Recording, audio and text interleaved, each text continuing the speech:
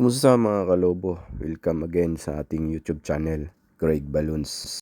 Palike naman dyan Buntot mga na kalobo. gagawin natin. Yan, dinikit ko na yan ng double-sided. Meron din tayong mga shell.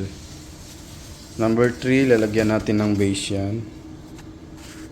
So, ayan na yung ating board na seahorse.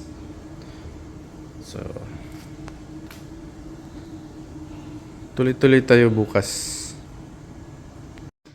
Ay guys, ayan, may gagawan tayong lobo para bukas. Ito yung mga kulay niya, puro light. Pastel pink, pastel purple, and pastel light blue. So yung mga board niya, pastel blue at pastel purple. So mermaid pala ang gagawin natin bukas guys. Ayan, may mga standing tayo dito na ano. Mermaid tail, yan seahorse. Yan, isa din seahorse. Ayan. So yung mga gamit natin ito. Ayan, kita nyo. So, see you tomorrow guys. Continue natin yung setup natin. Pero ngayon, lulubo lang natin para bukas ililipat na lang natin sa party room. Kasi may birthday bukas na ibang team. So, kailangan tapusin muna yun. Tsaka natin ililipat to. So, madali lang naman to guys kasi isang mermaid tail lang ang gagawin natin. Tsaka kunting bubbles. So, ayan. Pakita ko muna sa inyo yung kulay ng ating lobo. Ayan yung mga 5 inches natin guys. May purple, may light blue. Ito yung mga logo natin. Ayan. May transparent tayo. Ang ganda pala ng transparent, tas sa loob niya yung blue. Makintab talaga siya tingnan, oh. So yun guys, oh. Yung dalawang board natin diyan. Gagamitin natin bukas. See you tomorrow guys. Good morning guys, ayan na yung mga lobo natin. Lilipat na natin ngayong araw na to para makapag-sit up na tayo. So iniwan ko ito kagabi na ganito. So nakita nyo naman. So ngayon guys, dalawa kami mag-sit up ni Mar Magician. Ayan, paki-subscribe na rin sa kanyang YouTube channel, Mar Magician.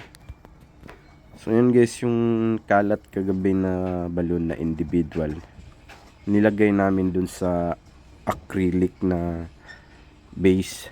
So tatlo yan, may small, medium, large. So lahat yun lagyan natin ng lobo sa loob para yun ang natin gawin nating patungan ng mga cake tulad ng cupcake gano'n. So makikita nyo sa highlight na yun, yung tatlo makikita dun sa harap ng board. So yun po yung makikita nyo sa ating highlight na video na nakatayo siya tatlo. So different size, different height pala. So ayan, pagkatapos nyan, gagawa tayo ng pagkatapos pala nyan, ililipat pala natin yung mga gamit na yan dun sa disco room, dun talaga sa party room nya. Kasi itong room na to is princess room to.